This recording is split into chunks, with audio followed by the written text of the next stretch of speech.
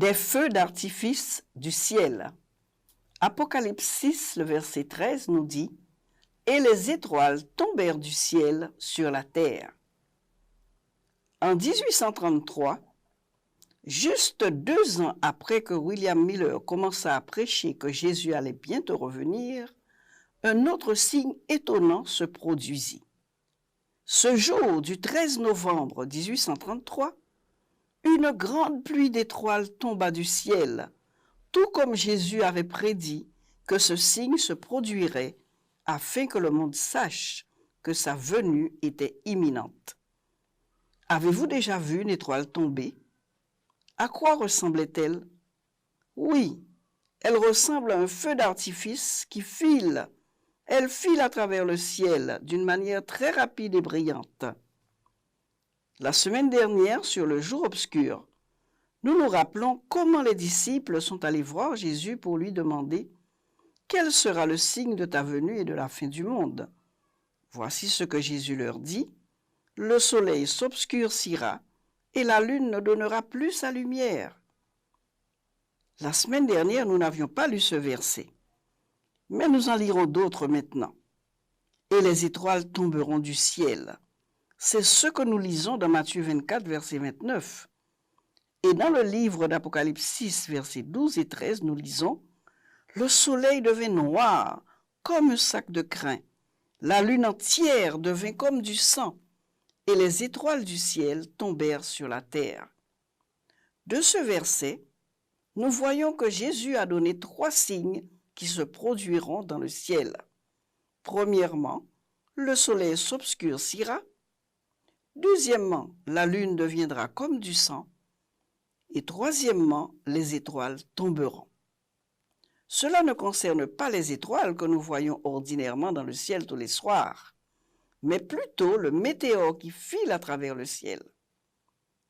Les enfants qui furent témoins du jour obscur et de la lune rouge comme du sang étaient devenus des grands-mères et des grands-pères quand Dieu fit apparaître le nouveau grand signe pour montrer que la deuxième venue de Jésus était plus proche. Il était environ minuit, le 13 novembre 1833. La plupart des gens dormaient déjà paisiblement, mais quelques personnes étaient encore éveillées à cette heure tardive. Peut-être rentraient-elles à la maison après un programme quelconque ou une visite à un parent. Soudain, une lumière vive traversa le ciel. C'était une étoile filante.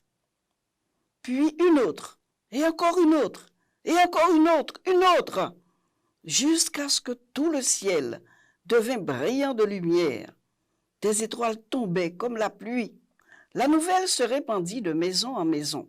« Réveillez-vous vite pour regarder les étoiles filantes. Dépêchez-vous si vous voulez voir une pluie d'étoiles. » Bientôt, beaucoup de personnes étaient dehors, contemplant les cieux.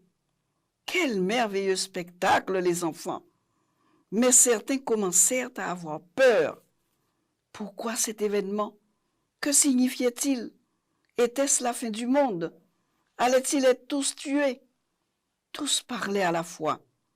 Certains rentrèrent chez eux pour prier, mais d'autres tombèrent à genoux en plein milieu de la rue ou dans leur cour et se mirent à prier. Certains coururent à l'église afin de chercher ensemble dans la Bible une réponse à cela. D'autres se précipitèrent chez leurs voisins ou leurs parents afin de confesser un mal qu'ils auraient commis. Des étoiles tombèrent dans toutes les directions, au nord, à l'est, au sud et à l'ouest, mais toutes provenaient d'un seul point dans le ciel, exactement comme la Bible l'avait prédit dans Apocalypse 6, verset 13. Et les étoiles du ciel tombèrent sur la terre, comme lorsqu'un figuier secoué par un vent violent jette ses figues vertes. Si vous pouviez voir un figuier lors d'une tempête, pendant qu'un vent violent souffle et que les figues ne sont pas mûres mais encore vertes, alors vous verriez les figues s'éparpiller dans toutes les directions. Mais si les figues étaient déjà mûres, cela ne se produirait pas. Les figues mûres seraient trop lourdes et lorsqu'un vent soufflerait, elle serait secouée et tomberait tout droit au sol. Ainsi, les gens pouvaient voir maintenant les étoiles filer dans toutes les directions, tout comme des figues vertes se détachant de figuiers. Ce signe se réalisait exactement comme Dieu l'avait prédit.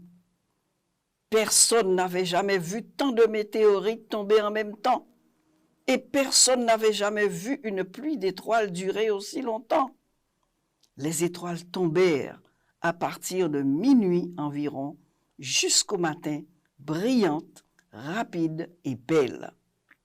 Finalement, les dernières étoiles tombèrent et plus rien d'autre n'arriva.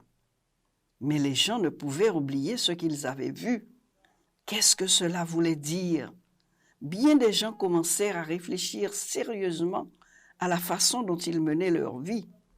Certains prirent la résolution d'étudier davantage leur Bible afin de voir ce que Dieu voulait qu'ils fassent pour être prêts pour son prochain retour. Hélène avait environ 6 ans lorsque les étoiles tombèrent. Je suis sûre qu'elle s'est dit que ces étoiles filantes offraient un beau spectacle. Mais plus tard, lorsqu'elle fut plus âgée et entendit M. Miller prêcher à partir de la Bible, affirmant que la chute d'étoiles constituait un signe et une preuve supplémentaire du retour de Jésus, elle en fut très heureuse. William Miller prêchait que Jésus reviendrait très bientôt. Se pouvait-il qu'il eût raison? Davantage de gens décidèrent d'aller écouter la prédication de M. Miller.